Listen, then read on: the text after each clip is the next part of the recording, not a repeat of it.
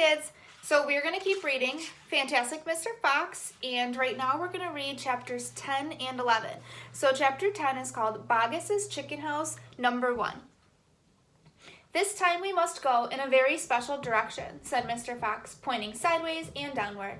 So he and his 4 children started to dig once again. The work went much more slowly now, yet they kept at it with great courage, and little by little the tunnel began to grow. Dad, I wish you would tell me where we're going, said one of the children.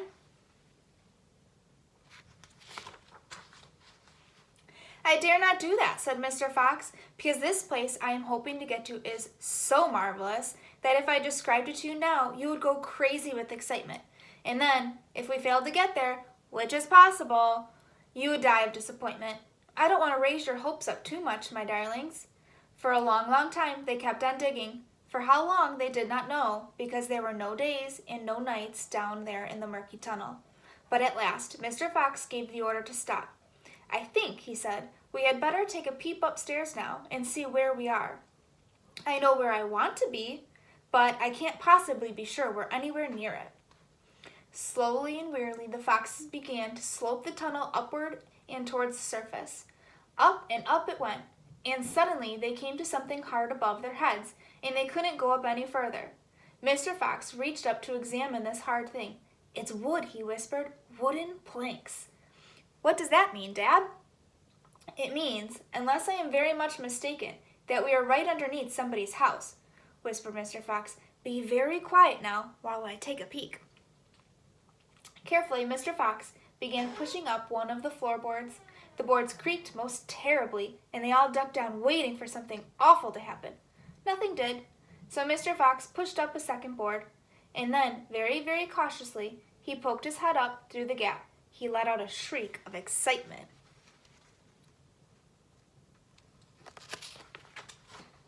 I've done it, he yelled. I've done it, first time. I've done it, I've done it. He pulled himself up through the gap in the floor and started prancing and dancing with joy. Come on up, he sang out. Come up and see where you are, my darlings. What a sight for a hungry fox. Hallelujah! Hooray, hooray! The 4 small foxes scrambled up out of the tunnel. What a fantastic sight it was that now met their eyes. They were in a huge shed, and the whole place was teeming with chickens. There were white chickens and brown chickens and black chickens by the 1,000. Boggis's Chicken House number 1, cried Mr. Fox. It's exactly what I was aiming at. I hit it slap in the middle, first time. Isn't that fantastic? And, if I may say so, rather clever.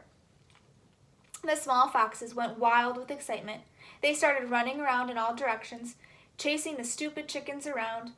Wait, ordered Mr. Fox. Don't lose your heads. Stand back, calm down, and let's do this properly. First of all, everyone have a drink of water. They all ran over to the chickens' drinking place and lapped up the lovely cool water. Then Mr. Fox chose 3 of the plumpest hens, and with a clever flick of his jaws, he killed them instantly. Back to the tunnel, he ordered. Come on.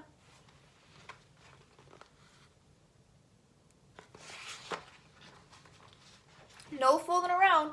The quicker you move, the quicker you shall have something to eat. One after another, they climbed down through the hole into the floor, and soon they were all standing once again in the dark tunnel. Mr. Fox reached up and pulled the floorboards back into place. He did this with great care. He did it so no one could tell they had ever been moved. My son, he said, giving the 3 plump hens to the biggest of his 4 small children, run back with these to your mother. Tell her to prepare a feast. Tell her the rest of us will be along in a jiffy as soon as we have made a few other little arrangements. All right, and that's the end of chapter 10. Chapter 11 is going to be called A Surprise for Mrs. Fox. The small fox ran back along the tunnel as fast as he could, carrying the 3 plump hens. He was exploding with joy. Just wait, he kept thinking. Wait until Mommy sees these. He had a long way to run, and he never stopped once on the way, and he came bursting in on Mrs. Fox. Mommy, he cried out of breath. Look, Mommy, look. Wake up and see what I brought you. Mrs. Fox, who was weaker than ever now from the lack of food, opened one eye and looked at the hens. I'm dreaming, she murmured, and closed her eyes again.